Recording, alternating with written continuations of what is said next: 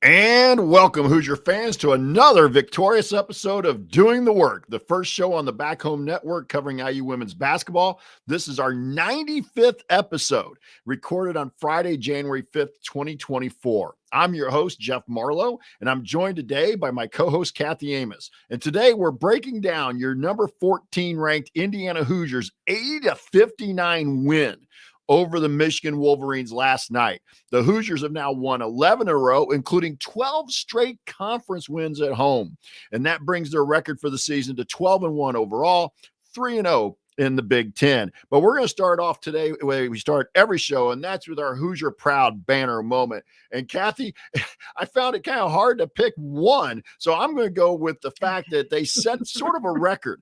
IU became the first team to start a game 15 for 15 from the field since January the 8th, 1999, when Portland achieved the feat against Pepperdine. And so literally something that had not been done in this century. And not only were they 15 of 15, they were 6 for 6 beyond the arc in that run. So it wasn't like they were all layups. So that's my proud banner moment for the game from last night. And our banner moment is brought to you by Home Field Apparel, presenting sponsor of the Back Home Network, who includes the Assembly Call and Crimson Cast. Home Field is constantly releasing new schools or updating their products for schools in their existing line. You're bound to find something for you or anyone in your life that just loves great collegiate gear. Not only do you get quality apparel, but you're supporting an Indiana-based business that has its roots in the Kelly School of Business. Go to homefieldapparel.com and use our promo code HOME23. That's HOME, HOME 23 to get 15% off your entire first order. That's promo code HOME23 for 15% off. Once again, the website is homefieldapparel.com. Wear one for the team.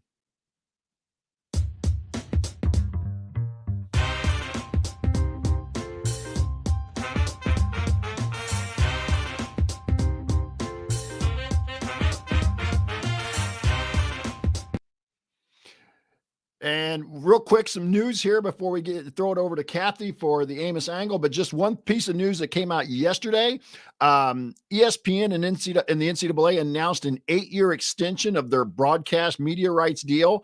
And the women's basketball portion is estimated at $65 million per year. And Kathy, I was reading some things today on ESPN, and a lot of the coaches that they talk to think that's a big thing for the women's game going forward. And as we get into the Amos angle and get Kathy's initial thoughts about last night's game, also maybe get her thoughts about that announcement of the NCAA and ESPN deal. Yeah. Thanks, Jeff. So first, just at a high level of the game, I mean, the women came out clearly prepared for that game, and Michigan was clearly not prepared for it. I think Michigan came in ranked third in the Big Ten in terms of points allowed. They were only allowing around 55 points per game. And we had that almost by halftime. And that first quarter in particular, not only, to the shooting that you talked about, the perfect shooting, they almost didn't have any turnovers. And in fact, I decided to blame Austin Rinder for the one turnover they had, because I was listening to the radio feed instead of the TV announcers. And literally there was maybe a minute left in the quarter, I believe, he says something to the effect of, well, this is about a perfect quarter as you can get. They don't even have any turnovers. And I'm not kidding you. The very next possession was when McKenzie turned it over. And I'm like, that was like 10 seconds later. So I'm blaming Austin on that turnover, not McKenzie. So we'll take that one off of her box score.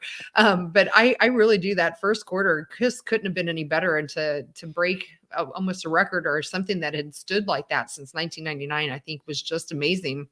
And, their defense was no slouch either at all. I think not just that quarter, but the whole half. And so that was just a thing to watch. And it gave me a lot of joy and fun to watch and chat with some of my friends here in the Discord channel as well.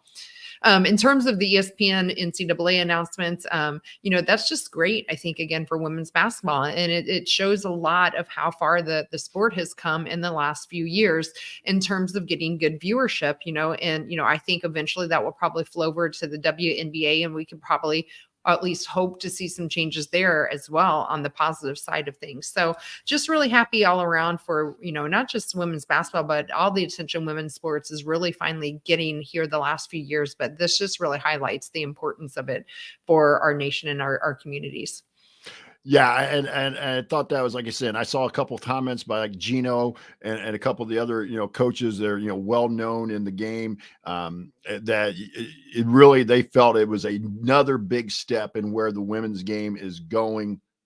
And the fact that ESPN does a great job of really marketing the NCAA women's basketball tournament, and from that standpoint. But Kathy, I'm going to go back to the game a little bit as well, because you were actually you watched it live a little more than I did. I was able to watch it online. I kind of followed the game cast through about the first quarter before my radio game started last night here locally. And then I went back and watched the game, and it's hard for me sometimes to watch a game on when I already know the result, but man, yeah, me too. I mean, just what a start. I mean, and sarcastic Mike here in the Workaholics, well played, because the next game we start out where we miss our first 3 shots, everybody's gonna be like, hey, what's wrong with our shooting? Right. So, but it just and I thought that goes back to Terry Morin's comment in the post game. They really emphasized a fast start. Now, again, I doubt that Coach Morin thought they'd get off to that fast a start, right, but I think you could tell that was the big emphasis. And then we're also going to talk about in some of the numbers as well, but the things that, at least in the post game, she was very happy with the things that they emphasized in the practice plan that carried over to the game. And that's always important. And I'm not trying to start a fight with anybody, but you think the assembly call guys would have been, like, hey, can't we do one of those post games where they actually make shots, So, well, they must be, because I noticed on the show from last night that Andy used that first quarter as his banner moment on assembly call. So yes, Andy is definitely at least taking note. I missed the guys. And by the way, on our next show Sunday after the Nebraska game, Kathy's actually going to that game. Just since she mentioned it, Andy Bottoms will be joining me as a special guest on that post-game show. So we'll, and we'll talk about that a little bit more as well. But Kathy, let's go from there, and let's go into the pivotal plays. And I'll throw it to you and let you go first. Yeah, I mean, the whole first quarter was kind of a pivotal play, as you mentioned. But to kind of start us off, though, I thought the tone really was started off well. We had Sid making a great entry pass to Mackenzie, who was completely aggressive at the beginning there, where she fakes to her right, and then she turns to her left and splits her defenders for 2. And that already made that score 2-8. And, not to mention Sarah finding Sydney for 3 on back-to-back offensive possessions, and that second one in particular made it 4-14, forcing the first Michigan timeout. And so I thought those 2 plays, or 3 plays really, the one with Sydney finding Mackenzie and then Sarah finding Sydney, those 3 players in particular, I thought really set the tone in the first quarter. And those I thought were really pivotal plays to set that tone for the whole team the rest of the quarter, and really the rest of the game. We ended up in that quarter 19 points, and we ended up still winning that game then by 22, right? 21, yeah. 21, yeah. Bad math. I've been working too hard today, evidently. But evidently, the announcer at one point kept saying we had a 12-point lead on TV, and we had a 22-point lead. So math must be hard sometimes. So, but anyway, those 3 plays in particular, I thought were pivotal, mainly because of the tone that it set. That was fairly early on. It immediately forced that Michigan timeout. It really had Michigan set back on their heels, and they came out the rest of that quarter and really finished it off, I thought. Yeah, and we've been kind of waiting for that bust out game from Sydney Parrish. We didn't necessarily expect it all in the first quarter, but just to kind of get off that start. And you mentioned that run there where she had back-to-back threes sandwiched around a Sydney Parrish block. At 6:33 in the first quarter, she also had a block, and then goes down and hits that second 3 that she made in a row. I'm going to kind of go in that same line. It's hard to pick individual plays, but yeah, with about 3 minutes later, then at the 3:07 mark, I use up 25-13. And at the 3:07 mark, Sarah hits a 3. And then on the next possession with 2:30 to go in the quarter, Sarah hits another 3. And then on the very next possession, 1:52 to go in the first quarter, Sarah hits her third straight three. So you had 5 threes between those two in roughly about 5 minutes of play. And now, like I said, it had been 25-13 when Sarah started her run. It's now 34-17. And you got to kind of get the idea looking back on it, Kathy. Any hope Michigan thought about making a run to get back in the game kind of got quashed right there by Sarah Scalia. Yeah. And, again, back to Austin Render and his broadcast on the radio, he even mentioned it. And I think it was later, maybe in the second half, but at least, maybe even later in the second quarter, about how, the coach for Michigan was very vocal, that first quarter in particular with the team. She was up, she was really working the referees. And I think it was in the second half, he mentioned she's not even working the referees anymore. She was just sitting there. The whole bench was quiet. But I think that started back in the first quarter. And those plays in particular, I thought were really pivotal to that kind of squashing of their hope, if you will. Then for me, and I don't know if this is a pivotal play, but I thought it was something to note that we didn't miss a field goal until 7:54 left in the second quarter. And that was when Sarah actually took a three and missed it. That was her first miss, the team's first miss, but Mackenzie got the rebound of that. It ended up leading to Michigan fouling Jules Lamandola. Now, unfortunately, Jules only made 1 of 2 from the free throw line.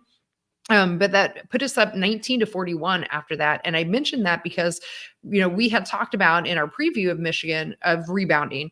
And I thought they did a really nice job rebounding against Michigan, who, again, at the time was third in the conference in terms of rebounding margin.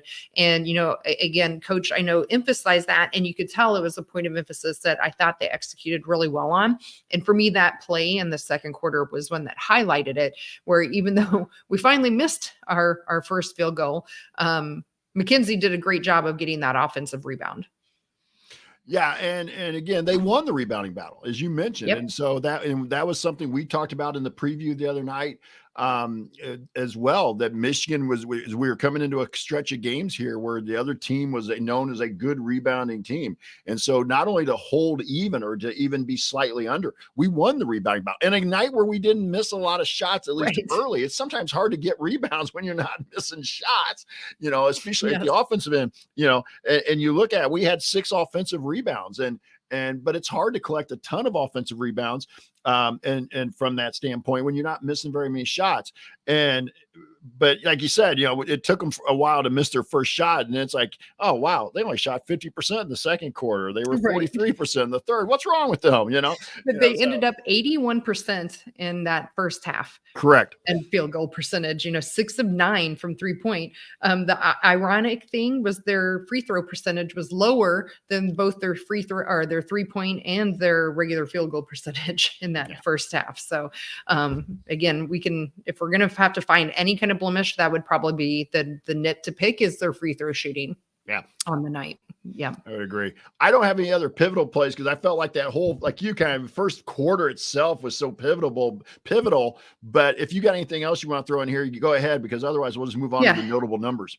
I don't know if this is a pivotal play per se or not, but an interesting play or an interesting thing to point out for me was Lene Beaumont didn't play hardly at all. But Sarah played the entire game until the fourth quarter when Lene finally checked in for her with 5.5 minutes left to go. And I know we had texted a little bit about it between you and Ari and I and kind of surmised maybe she didn't have any brace on her knee or anything wrapped or anything like that. So we're wondering if maybe she was sick, but it would be interesting to know if there was anything said. And I didn't get a chance to listen to the post game press conference, but did you hear anything? Did coach mention why maybe Lene didn't play as much in that game as we had seen already earlier in the year? I did not. I didn't get a chance to watch the post game press conference either. I just saw the written highlights of what Coach Morin had to say and kind of her introductory statement. But it makes you wonder if it's kind of they've gotten it pegged down to where, for example, Jules is the sub that comes in for Sydney. and that Lene is the sub for Sarah. And Sarah was, they pretty much kept Sarah in there through that run.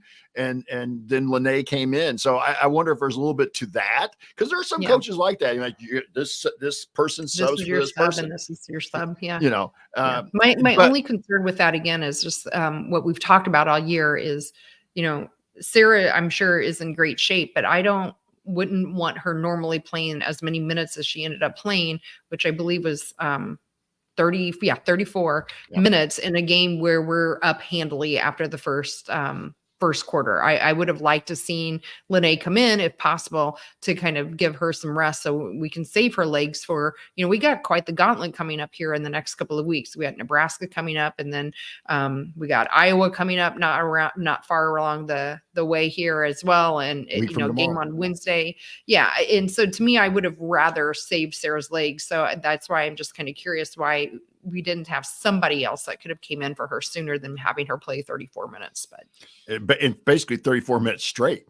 Yes, straight. That's what I said. Until 5.5 minutes left in the game, she played every minute. So plus, I think again, and I just think again that Lene, we've had Lene on the show. Great, well-spoken young woman. But I just think there's a future for her. And not that there isn't a future for Jules or anybody else, but it's just that you see things that Lene does on the floor, and you can tell that she's got an ability the potential to slide in and be able to take that role that a Chloe or especially a Sarah has had over the last couple of years. Mm-hmm. And so I very, very interested in that. And then as Quang mentioned here in the Workaholics, nobody asked her, Coach Morin, about it in the post game. I think by the time she got in, I think they probably just chalked it up to that was rotation, coach's decision type thing, but and such. But yeah, so it was a little surprising just based on where Lene had been playing at in other games. So, Kathy, that's a great point. Yeah. So. Okay, Jeff, now I'm ready for numbers. All right, let's head to the numbers then. You go first. Yeah, I mean, we've actually started hitting on quite a bit of these, but I'm not even sure where to go. The only, I talked a little bit already about the one negative we had, which was free throw shooting percentage. They ended up higher than their field goal and 3-point, but still only shot 66%. So they got to the line a lot, 19 of 29. And then, just to kind of round off maybe the slight negative they had as well, which would be the turnovers. They again had 14 turnovers, and again 5 from McKenzie. And so, I hate to see that. We had a couple of offensive fouls too, which we could talk about. I'm not quite sure how they're calling that. At one time, it seemed like anytime a defensive player fell down, they were calling a charge. At least they were calling it evenly, but still, regardless, 14 turnovers is still a tad high, I think, for where we want to have this team being, especially because it led to 13 points for Michigan off of those turnovers. So it ended up fine this game again when you shoot 81% in the first half and you go perfect from the floor in the first half and 6 for 6 in our first quarter.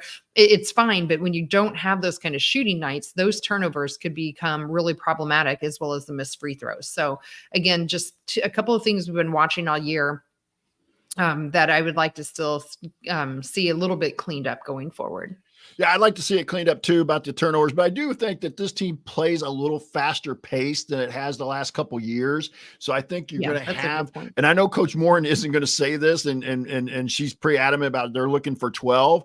But when you play that faster pace, I think you are going to have to accept a couple more. So if you can keep it to 14, 15, I could live with that number. I know Coach Morin says 11 or 12, but as with the pace they're playing, that 14 or 15 would be comfortable with me, but 17. So 14 last night, maybe not too bad, but it was the way they came. A lot of them were in the second half, and it just kind of felt like you got just with that big lead, Kathy. I kind of felt like they got just a little bit lackadaisical in the second half. Not all the time, but just at moments where they just weren't as clean with the ball. What did you think? Yeah, I thought the same thing. And, when we were discussing in the Discord and I see John here in the chat here live on our YouTube feed said the same thing. The turnovers in the second half were in particular pretty bad. We only had 4 in the first half, which means then that we had 10 in the second half. And to your point, it felt like maybe they let off the gas a little bit. I mean, we still ended up winning every quarter, and beating Michigan, 17-14 in the third and 11-12 in the fourth. And we came out on top, and it was fine. However, it did feel like we kind of let off the gas just a little bit in that third quarter. But again, it's hard to blame a team when you are up as much as they were in that first half to not lose kind of focus. So. Okay, so I'm going to go to kind of a set of numbers here, Kathy. I just want to get your reaction to it, because when you looked at the final stats, and again, we won by 21, and I think that but you would think that we did dominate. Obviously, we shot the ball well. We made 8 more threes than they did. And either you and I can come back to that number. But if you broke it down, if you look at the breakdown, second chance points, Michigan beat us 10-4. In points in the paint, Michigan beat us 36-34. Fast break points, we won 12-8. In points off turnovers, it was 13-13. Bench points, Michigan 17-15. So you looking at those kind of breakdown stats like that, you would have really felt like this game was a lot closer than a 21-point game. So again, I think it goes back to how much that start really played a key role. But I just thought when I looked at that after the game, and I was watching the game and the replay, and I had the stat sheet in front of me already, I was like, wow, if you just handed this stat sheet to somebody and not with the score, they would have thought, this is a 3, 4, 5-point game.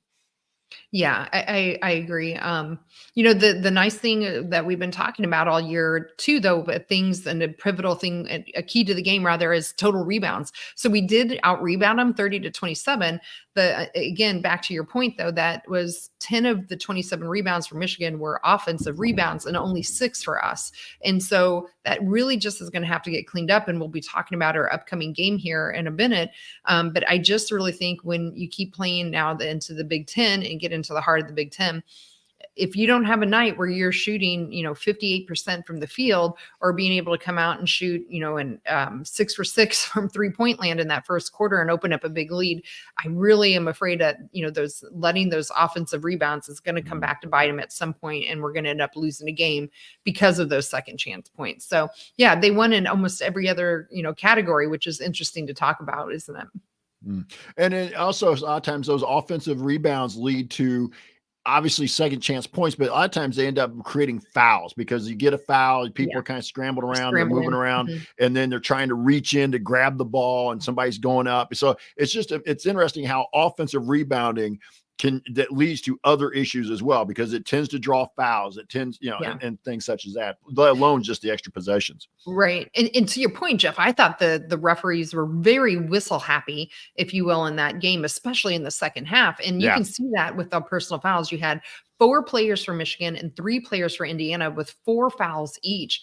I mean, we had 44 fouls called in that game. And it just seemed to me, it was kind of taken away from the flow of the game as well. And I would say the only good thing about it is that they were consistently blowing the whistle on both sides of the floor. I didn't think it was overly, lopsided one way or another. 20 for us, 24 for Michigan, kind of backs it up as well. But I think a lot of them were, on those kind of rebounds and people going up for second chance points as well. And that's really too bad when you think about it from that standpoint, because there was a nice flow, and a lot of it because of the way IU was playing. First half had a nice flow fairly to it, but then the second half, and I think maybe that explains some of the turnovers too, because the flow just kind of went away. And I'm not wanting to say, the officials are bad, but sometimes you got to be able to, hey, let the pace of the game keep going the way it was. But for some reason, it seemed like they decided, because I didn't think there was that much more contact than there had been in the first half. And then just felt tighter. Yeah. And they've called more of it. So I wish they would have let kind of the pace continue. But you see that a lot. The officials are human. They go in at halftime. They start making some, having discussions with themselves, like, oh, maybe I missed that. Maybe we probably should tighten it up just a little bit. It's starting to maybe get close to being out of hand. And I understand that. That's a fine line. But as a fan and as a former coach, you started it one way. You gotta, let it continue the same way. Yep. With that, you got any other notable numbers? No, just again, kind of maybe to emphasize, we did end up getting quite a few of our bench in there. We've talked a lot about our bench. So we had 6 players coming off the bench. This time we had 3 different players score out of those 6, and they all had 5 points. And I thought our bench came in and gave us some nice minutes, especially Lily Meister. I thought, she played 15 minutes and as well, helping to kind of keep Mac under at only 23 minutes. And so I thought our bench gave us some good minutes. Again, just the question mark of Lene and why she only played those 6. But overall, it kept most of our starters under 30 points, or 30 minutes. And so it was kind of nice to see that again, especially in a Big Ten game where, I expected going into this game, we'd see a pretty short bench, and we ended up playing 6 different bench players. So I think kudos to our bench for scoring those 15 points and giving us some good production and rest for our starters in a pretty big Big Ten game. Yeah, and again, we're kind of biased toward Lene because we've had her on the show, and like I said earlier, really great, young woman who represents the program well, like they all do. But I can be all right with that 8-man rotation, or even 9. If you get Lene in there to get and push her up to about 9-10 minutes. If you're telling me we're going to play 3 to 4 kids off the bench and they're going to get 10 plus minutes, I'm fine with that, because that's way beyond what we've had the last couple of years. Absolutely. When we were lucky if we had 6 people really getting significant minutes. Right. So if we get that to 8, Kat, I think that's a great point. The other one I want to point out here before we move on is, I mentioned it already, but I talked about how even the game was, and some of those things like bench points, fast break points, points off turnovers.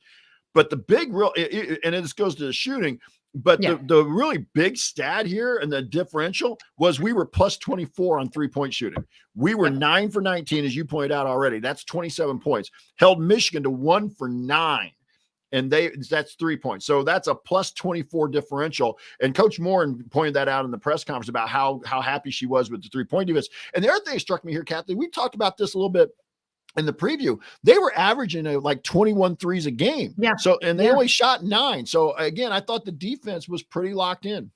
Yeah. And to your point, they were averaging 73 points per game coming into this game, and we held them under 60 at 59 points. I thought that was a perfect testament to how good I thought the defense was all around. Yeah, I agree. So you want to move on to game ball? Let's do it. All right. I think this is going to be interesting. Maybe for the first time all year, we may have to have a little discussion here and get some of the workaholics involved on who the game ball is going to go to, because there was obviously a great, there's obviously 3 people who jump out at you here. I'm going to go, and this was hard because I really wanted to, at first, my first gut reaction was Sydney, but the more I watched the game as I got home and then I looked at the stats, I'm going to go with Sarah Scalia. You look at Sarah, she didn't lead the team in scoring, but she's 16 points. She got us off to that fast start in the first quarter along with Sid, but she had 6 assists. All right. 6 assists, only 1 turnover. All right. And 1 rebound. So I felt like Sarah really, after the last game where we really were kind of harping on the fact that she only had 2 points, here she bounces back. And I felt like she really led the team throughout the game last night. And so I'm going to go with Sarah Scalia for my game ball. Well, I guess this won't be as hard of a discussion then, Jeff, as you might have imagined. I had probably the same 3 people that you did: Sydney, Mackenzie, and Sarah. I am voting for Sarah for the exact same reasons that you have to, because really she came out with those 6 assists and only 1 turnover. And, I really considered hard between, first I considered Sydney, and it was hard for me to vote for Sydney, as much as I don't agree with one of the fouls she got called on. The other 3 I thought were legitimate fouls. And it's, again, something that, especially on a night where she came out on fire, that we thought maybe, she had 14 points, I think almost all of them in the first quarter. We thought she'd be our next 30-point person. And then all of a sudden she got herself in foul trouble again in that first half, had to sit, and then some more fouls in the second half. And so that's where it kind of detracted for me. And then for Mackenzie, even though she led the team in scoring, there were in rebounding with 7 rebounds. I think that, it was, again, the turnovers for me that kind of turned me to Sarah. And so that, 16 points from Sarah, including 2 of 2 from the line. She still has only missed 1 free throw all year. I think she's sitting at 97% free throw percentage now. But those 6 assists and only 1 turnover kind of tipped it for me as well for Sarah. Okay, so Sarah Scalia is going to get the game ball here. A little easier than I thought it might be. And by the way, for those of you who are watching on the live YouTube, saying the same. Yeah. For those of you who are watching on the live YouTube feed, Kathy has our scroll going across the bottom of the screen. Mackenzie Holmes with 5.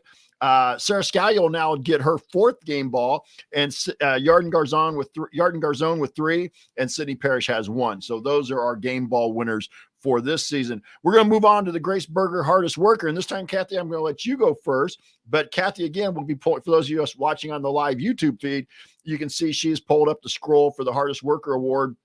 And right now, this is pretty competitive. We've got Sydney Parrish with 3, Mackenzie Holmes with 3, Chloe Moore McNeil and Lexi Bargesser with 2 each, and Lene Beaumont and Lily Meister with 1 each. So, Kathy, I'll let you, like I said, I'm going to let you go first on the hardest worker.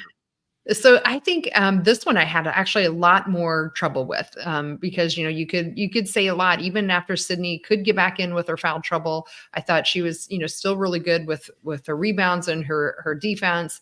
She ended up with, I guess not as many. She only ended up with 2 rebounds, but I thought Mackenzie, we've already kind of talked about her, but for me, who I finally landed on was Lily Meister. Lily came in and gave us a great 15 minutes, I thought, off of the bench. She ended up with 5 points on 1 of 2 shooting, but she also made 3 of 4 from the free throw line. I thought she was really aggressive. She ended up with 3 rebounds as well in those 15 minutes. And so for me, I thought Lily came in and just gave some really nice minutes. Again, seeing some good footwork from her as well. And people are finding her, and she's setting great screens. And it's some of those types of things that don't show up in the stat lines, the screening and other things like that, that to me are what is setting Lily apart right now from the rest of our bench, and kind of giving us glimpses of what we might see from her as she continues to improve. And just the improvement from last year to this year, I thought has been really fantastic for Lily as well. So for me, I'm giving her my Grace Berger Hardest Worker Award vote. And so this is where I think we're going to and I kind of thought the same thing. I was like, this is a little bit, there's more than one person that's obvious here, but we're going to need some workaholics help here, because I'm going to go with Sid. I just have a hard time not getting Sydney something after the start she got us off to last night. And, like you said, 25 minutes, shot 5 of 6 from the field, 3 of 4 beyond the arc. 1 of 2 at the line, 2 rebounds. So she was, her 14 points. I think all of her points were in the first quarter. I don't think she scored after the first quarter, but she had 5 assists as well, and a block that I already mentioned. So I just think, again, I think Lily played well last night, and I thought Lexi Bargesser did some nice things as well. But I just, because she came in 20 minutes, 5 points, a rebound, 2 assists. She was 2 of 2 from the field. Only 1 of 4 at the free throw line. Again, that's Lexi's got to make free throws, because the guards are going to get fouled. But that funky motion is, I know. But as long as she shoots layups, she looks great. Yeah. And and Todd says in the Workaholics, you also, Jules had, 12 minutes and 5 points. So, but I just felt like with the way the game got started last night, and Sydney was such a pivotal part of that energy at the beginning of the game that Coach Morton talked about that they needed and really worked on. I'm going to go with Sydney Parrish for the Grace Berger Hardest Worker. And so we'll give the Workaholics a couple minutes here. We've already seen some votes for Sydney. But I've already seen 3 in there. So so I haven't seen anything for Lloyd, but we'll kind of let that go until the end of the show, and then we'll kind of come back and make it official here as we move on to looking at Nebraska. Yeah. So real quick, just an update on our Mac Watch numbers. Go ahead, Kathy. Go with Mac Watch. Mac Watch. I know we need to put it in our run sheet and make it an official section now, I think. So for the Mac Watch, Mac ended up with 20 points and 7 rebounds and 1 block shot. So the main one that we are looking at is the point total. She is now up to 2,150 points for her career. And to take first place, she needs 214 points, which is an average of 14.3 points per game. Again, that's just for the regular season, not counting any postseason play. She is closing really quickly on the rebounding side for 6th place. And 5th place might be within reach too, but right now she's only 10 away from moving into 6th place with her rebounding. So that is where we are at on the Mac Watch. Sweet. So again, we have Nebraska coming up on Sunday. Kathy's actually going to the game, and Andy Bottoms will be joining me on the post-game show afterwards. But Kathy, why don't you take the first part, kind of the overall team for Nebraska here? Yeah, absolutely. So in terms of history, Indiana leads the all-time series 11-6, including 4-4 in Lincoln. So 500 in Lincoln. In terms of Bloomington, they won on New Year's Day in overtime, 74-62 last year. And IU is 8-2 in the last 10 games, and including the last 7 of 8. So historically, they are really had their number. Although I think we'll see Nebraska is coming in 11-3 and also 3-0 after winning against Wisconsin last night. They beat Wisconsin at Wisconsin 69-57. In terms of their overall other kind of record that they have, their 3 losses were to Creighton, who is number 31 in the net, 79-74 at home. So very close game there. They lost to TCU in Tampa, 88-81, which was in the St. Pete Showcase. TCU is number 28 in the net. And Kansas, who is number 54 in the net, they lost at Kansas 69-52. And I should mention, in terms of net ranking, Nebraska is actually at 24th. Some of their notable wins are against Georgia Tech, number 53, at home, 80-72. They went up to Michigan State, who, again, I know historically maybe we haven't thought of Michigan State as strong, but they're much improved this year, taking Iowa down to the wire. So they're 14th in the net. They beat Michigan State at Michigan State 80-74 and beat Maryland at home, who is number 34 at home, 87-81. This is their first 3-0 start to conference play since 2011-2012, which is their first year for Nebraska being in the league. And Kathy, you look at that, they really don't have a bad loss. I mean, that Kansas is the lowest net loss if they're at number 54. But if that's your worst loss throughout the rest of the season, their what's the word I'm looking for? Their bracketology profile is going to look pretty good here. Yeah, absolutely. And, I was able to watch a little bit of the game they had last night against Wisconsin, and they looked really solid. And, as we get into the team numbers and stuff, then I will, I guess we can talk a little bit more. I don't know if you got to see any of that game at all last night.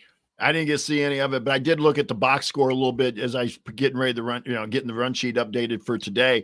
They had a double-digit lead at halftime, and then Wisconsin actually outplayed them in the third quarter and made it. It was a 2-point game going to the fourth quarter, and then Nebraska kind of put them away. I'm going to take the team concept here, and now I'm going to let you talk about Markowski a little bit. We'll kind of alternate the players. Let's do that. Team-wise, Nebraska's averaging 78.5 a game. They're 7th in the Big Ten. They give up 60.4, which is 4. So they're very similar to IU. Their numbers offensively and defensively very similar. I use a little bit better defensively, but just slightly better on the offensive end. They shoot 45% from the field, which is 7th in the league, 33% from 3, which is 10th. So they're not a great outside shooting team, but they attempt 25.5 threes a game. So they're not afraid to shoot it. They're 73.6% on free throws, which is 8th. They average 13.8 turnovers. They force 14.3, which is a plus 0.5, which is 11th in the league. So they are not great at turning over the other team, slightly marginal, I guess I would put there, but they're first in rebounding margin. They are plus 11 in rebounding margin. So again, rebounding is going to be a huge factor, and Lincoln is not the easiest place to play in the women's side of the conference.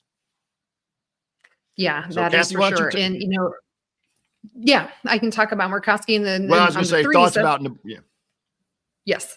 And then I'll talk about Markowski specifically. So again, I've only watched them one half, which is the first half of the Wisconsin game. And so I didn't realize I didn't get a chance to look at the box score afterwards. I didn't realize that Wisconsin had closed it so closely. But the threes, what I did notice, yes, they took a lot of threes, and there was a lot of people that took them. So I don't think it's even concentrated to just 1 or 2 of their players that take those threes as well. So in terms of specific players, Alexis Markowski, she's a 6'3" junior. She is their center for them. She is definitely the leader of that team in terms of offense.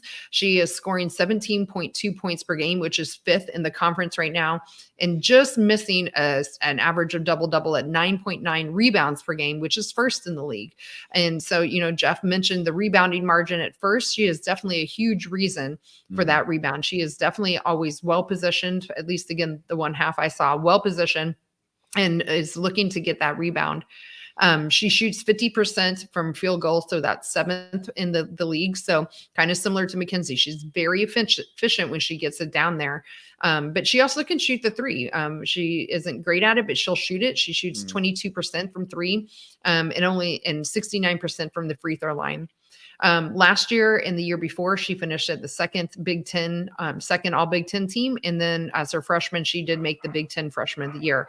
So to me, I feel like she is pretty key in this game on Sunday for us, in terms of how Mackenzie guards her. And if we kind of try to at least come down and hedge a little bit against her, or even outright double her, I'll be curious to see how we guard her. But she's not afraid to pass it either, out to those 3-point shooters that she has around her. So this is going to be a really interesting defensive matchup, I think, with Markowski.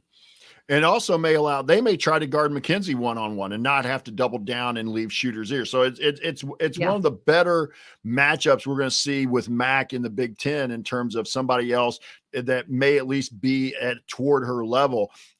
With that, they have a couple others that we're going to talk about. Jazz Shelley, their 5'9" graduate guard.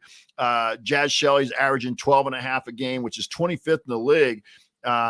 She's averaging just under 4 rebounds. She's at 5.2 assists per game, which is 6th in the league, and she averages 1.5 steals. Her shooting numbers are down slightly this year. She's been traditionally a little bit better shooter, 38% field goal and 33% beyond the arc.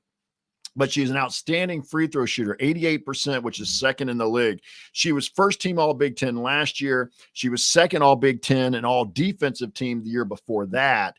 And then her first 2 seasons were at Oregon. She actually overlapped one season with Sydney Parrish at Oregon. So it's a little bit of an interesting matchup from that standpoint. And I wish we could somehow find a way to get Sydney, find a way to get an interview with Sydney or something, and ask her what her time was like at Oregon, and what, when she sees somebody like Jazz Shelley that has transferred out like she did, just what kind of, what do they talk about and things like, after a game or maybe before a game, or do they even start having contact after they both have left Oregon? So, but Jazz Shelley struggled a little bit last night, but she didn't have a lot of shots. She only had 5 points last night, but she only shot like 5 shots. So I was a little surprised, or 3. I think there you go, 3. Yeah.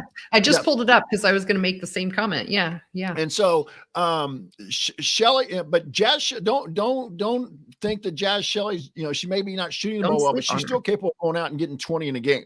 So this is definitely the guard that you got to kind of keep an eye on for them on Sunday. And then why don't you talk about their freshmen? Yeah, so Natalie Potts is a 6'2" freshman forward for them. She has currently been averaging 11.6 points per game and 6 rebounds per game. She shoots 62% from the field and 25% from three-point land and 83% from the line as well. From a high school standpoint, she's from Missouri, and she was 2 times Missouri High School Player of the Year. And she was the other person who kind of stood out to me last night as well, in addition to Markowski, because she ended up with 16 points on 7 of 10 shooting. So, they shot as a team 27 3-pointers. That's the interesting thing. They only made 33% of them last night. So that's definitely, I think, where we're going to have to watch, so that we don't give up a whole bunch of threes against them. But I think she looks like a really nice freshman. She really is not afraid. She doesn't play like a freshman. And I think, between those 3 are the main 3 I expect us to have to focus on from a defensive perspective. Yeah, and she had all 16 of her points in the second half last night. She really carried them in the second half. I was looking at, like I said, I looked at the box, I read the recap, and they made, and the coach, and we didn't talk about the coach, dumb me in the run sheet here. But the coach talked about how well Natalie Potts played in the second half, and that was key. So when you get a freshman like that who's putting up 16 in the second half alone, Jazz Shelley doesn't have to really search for shots, and they were able to get out of Wisconsin with a win. So all right, with that. So real quick, we'll go IU by the numbers here. Yeah. And just again, I'll go through this really quickly. We're 6th in scoring, just over 80 a game, but we're 2nd in defensive average at 57.8. We are now 1st in field goal percentage after last night, and we are 1st in defensive field goal percentage. And I would be interested if that finished that way. When would be the last? I'd have to go back and look, obviously, but I wonder if there's been a point in the last decade where a Big Ten team has led the league in shooting percentage and been 1st in defensive field goal percentage. We're 3rd in 3-point percentage, and we're 2nd in defending the line. We're 11th in free throw percentage. We've actually raised our number up, but we really haven't climbed up the rankings yet. We're up to 70% free throws. We're +4 on rebound margin. We're +2 on turnover margin. And last night's attendance, Kathy, your thoughts, because you watched the games a little bit Yeah. more, and I watched it, but I did fast forward through a couple parts of it. That I won't, kind of through the commercials and kind of through some of the dead ball action. But the attendance last night, 89-73, which was Indiana, or I'm sorry. Indiana's attendance last night was 8,723. They're averaging 89-73, which is second in the league. But Nebraska averages 5,411. They're fifth. So I think you're going to see you're going to be there. I think it's going to be a pretty awesome environment on Sunday. Yeah, we've been over to a couple of games over there before, both one on the men and one on the women's side, and they show up for their basketball programs on both sides. And so I was pretty pleased with the tickets that we were able to get. But honestly, I was surprised. And so in terms of attendance, I was a little surprised. It felt down for us. Last night, especially after the 11,000 that we had against Illinois. I thought we would be up a little bit. The only thing I kind of attribute to is two things. Maybe the students are still gone, and it was a Thursday night with a fairly early tip time. So if there's people that had to travel, as opposed to when you could go on New Year's Eve, you didn't have to probably work, and it was easier to get down there. And now it's 6 o'clock. 7 o'clock tip time for Bloomington time, it probably attributed to that. But I think that will be an anomaly, hopefully, going forward. By the way, that game on Sunday is a 2 o'clock Eastern time start, 1 Central. I think we neglected to mention that. And that is on BTN on Sunday, 2 o'clock Eastern, 1 Central. And Kathy, around the Big Ten, I kind of want your thoughts about this. There's really, I was looking at the schedule. There's a lot of, at least on paper, some mismatches over the next couple days. But the one game that intrigued me, Purdue at Maryland tomorrow, Saturday. Both are 2-1 in the league. And I'm not sure either one can really afford to get to take that second loss and feel like they're really going to have a chance to win the league at this point. Yeah, that's an intriguing game for sure. I think of the ones that are coming up between now and the end of Sunday that I looked at as well. Purdue has been kind of not quite sure what they're giving us, and Maryland not quite sure where they're giving us. And so even at the end of the day, I'm not sure that this game's going to tell us a whole lot about either teams unless one blows out the other, especially if Purdue goes up to Maryland and blows them out. But I actually would not be surprised if this is a pretty close game with Maryland coming out on top. I think Maryland will win, but I agree with you. I think this game is going to be closer than it's probably been in a few years. But it's also interesting is the Reynolds girl who transferred from Maryland back to Purdue this year. Her sister was actually going to had committed to Maryland, backed out of that, committed to Purdue. So it also will be, there's a little bit of dynamic there. And I want, with Brenda Freeze and with that. And so it'll be interesting to see how that kind of plays out, if they're, and just, is Maryland ready? Is Brenda going to maybe get them a little more pump for Purdue because those two, left the Maryland, program to go to Purdue. So, but I agree with you. I think Maryland will win. I think it'll be a little closer than we're used to seeing with that. Kathy, I'm going to throw it over to you for your final thoughts. Yeah. So just really, I think one of the better games, complete games that we've seen from this team all year, personally. And especially, Michigan is not anybody to sleep on this year. They've had some nice wins. The rebounding was great, and I hope we carry that in. Now we're getting ready to go into Lincoln on the road and play the team that's the number one rebounding margin in the league. And, I thought that really showed up again in that game last night against Wisconsin as well.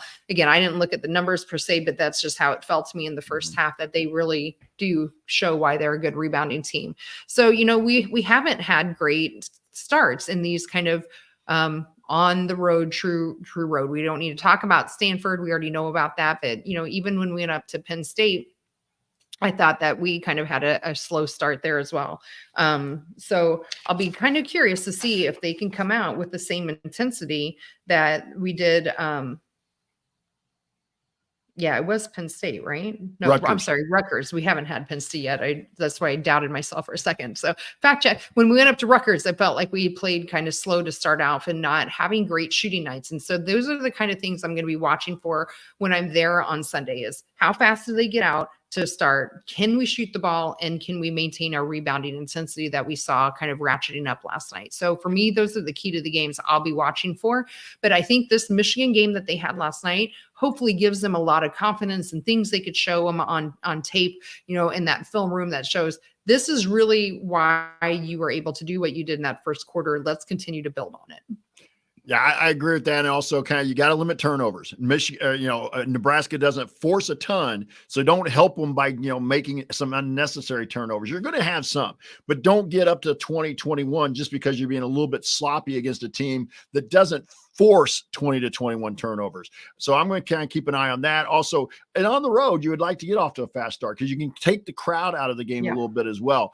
But this is going to be a tough place to play. We went there a couple years ago and kind of stubbed our toe, if I remember right. We maybe the first year we were doing the show that we went to Nebraska and kind of stubbed our toe and took a loss there as well. So, but we will, Kathy, we said a couple times, Kathy's actually going to that game. So we'll have the post-game show on afterwards. And maybe Kathy will find a way to join us, for a brief moment on the way home after the game. But Kathy, why don't we get a little Bob Thompson music? We'll wrap up the podcast time. Yep.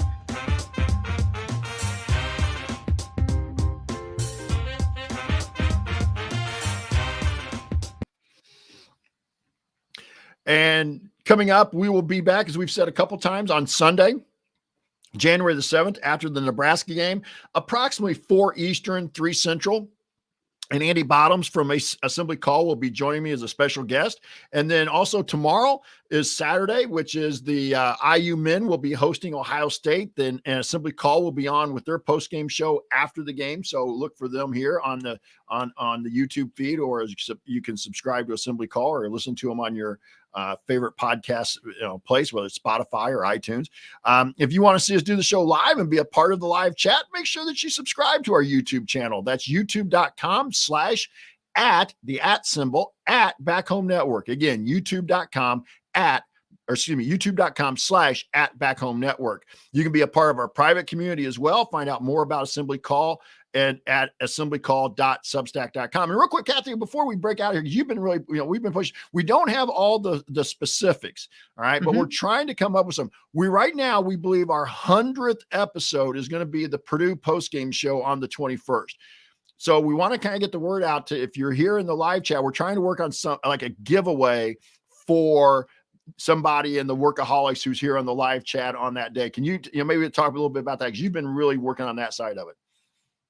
Yeah. So I've been talking with Jared from Assembly Call, who kind of is our head honcho of the Back Home Network, if you want to call him that. Yeah, our guru, our mentor. I don't know. So we've been kind of talking about some different things that we have. So I wrote out the schedule here for the last kind of 10 episodes that we have. And yes, as of right now, that Purdue game that is coming up here in January is scheduled to be our 100th episode. So hopefully we will have a victorious episode that we'll be talking about. That is the Purdue game that is at Purdue on January 21st. So hopefully you can mark your calendars now, just in case you're curious. That Purdue game here tips off at 2:00 Eastern or 1:00 Central. So mark your calendars, because if you are around and are chatting with us live in the YouTube feed, we are planning to do some kind of giveaway to those people. So tell your friends if you haven't already. Mark your calendars, mark their calendar. Keep an eye on our Twitter feed. Keep an eye on Substack if you're part of our community there. And we'll be, and as you're listening, we'll be announcing more as we get more details. But that is what we are planning right now. It will probably be some kind of random giveaway to people that are tweeting with us, or chatting with us in the chat. So we haven't figured out the details behind that on how we'll do it. But that is what we're looking at.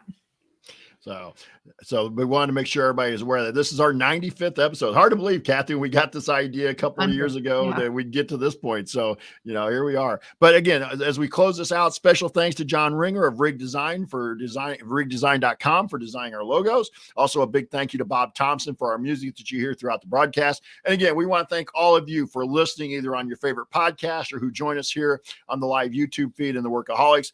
We appreciate you being here and your loyal support. Until then, keep your elbows, and we'll be back with you on Sunday after the Nebraska game. Until then, keep your elbows in and your eyes on the rim, and go Hoosiers.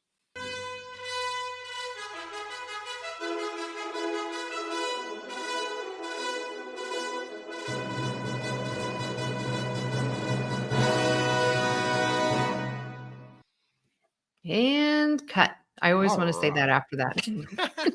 Like a Hollywood director. Hey, good show, everybody. Everybody, the workaholics, Yeah. thanks for your comments and Great your chatting going input. on. So great job in the chat today. And Kathy, another excellent show. You were on the ball. You were hitting it. Thanks. Appreciate that, Jeff. You always are. So Appreciate that. Quang says we should have different backgrounds. So he doesn't like us having the same background. So just for Quang, because you're always here, we'll have different backgrounds next time for you, Quang. Well, I won't even be here, Quang. Andy will be. I might join from my phone, like Jeff said, as I'm, kind of leaving the game or whatever. I am sitting in the first row, so maybe I can at least give a report out of what the atmosphere was like there and have any kind of insights being that close to the court. I'm pretty excited for that. So I'm really looking forward to Saturday. Kathy, enjoy the trip and enjoy the game. We'll talk to you hopefully a little bit on Sunday, but definitely the next time we will be on after that is Wednesday, I believe, after the Penn State game at home. So we'll talk to you then, and definitely for sure when you're back here live on the post-game show for the full episode. So until then, you have a great weekend, and I will hopefully talk to you a little bit on Sunday. Sounds great. All right. Well, good night, everyone. Have a great weekend.